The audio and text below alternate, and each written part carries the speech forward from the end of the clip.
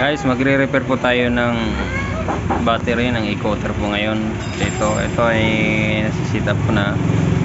Nawi-welding ko na po. Ito ay bubuuin pa lang.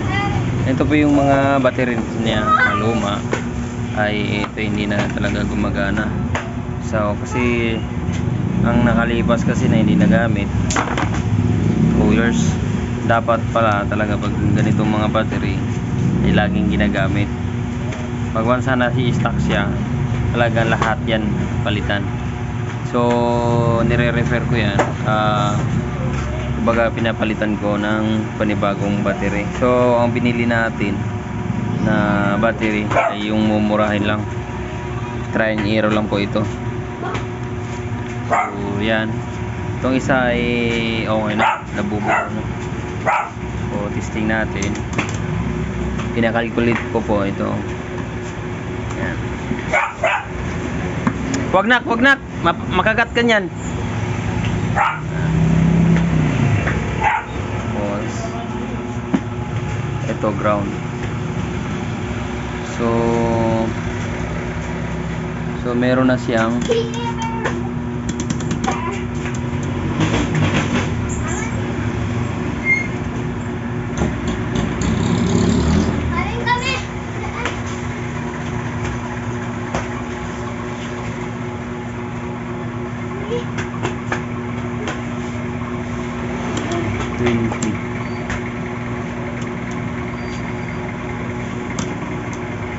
so ito meron na siyang yan. Ba't nag-high voltage yan? Yan.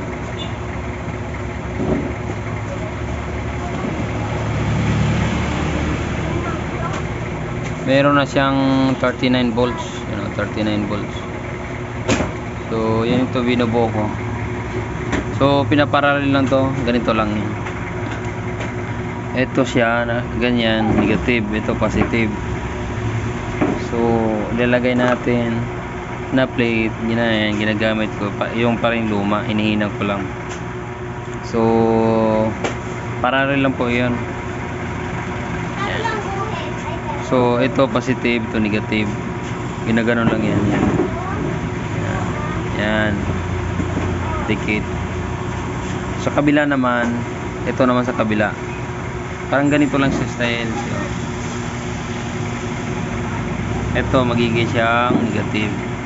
So labas niya. Ito, ini-spark ko nga to kanina, tinatry ko. Yan, nasunog. Malakas pa yan. Yan. Ang gagamitin na rin natin BCM yung luma. Ito BCM. Kailangan din siyang BCM kasi ang function nitong BCM na to ay controller sa charging niya. Ito po yung controller sa charging na maximize yung charging niya bawat lithium battery, yung lahat na battery ma-maximize niya. Kasi sa isang slot na to, halimbawa itong slot na to ay masira, lahat po yan dead, wala siyang marirecord mo yan, wala kang mabibilang, wala kang ma-measure na voltahe pag kung isang linya nito hindi gumagana kasi naka-parallel siya naka-series, parallel series.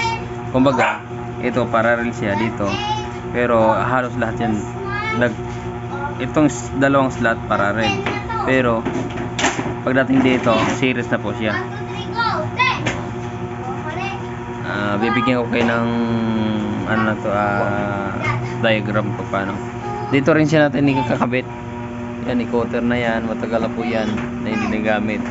So ngayon ko lang nagkakapera at inipunan ko.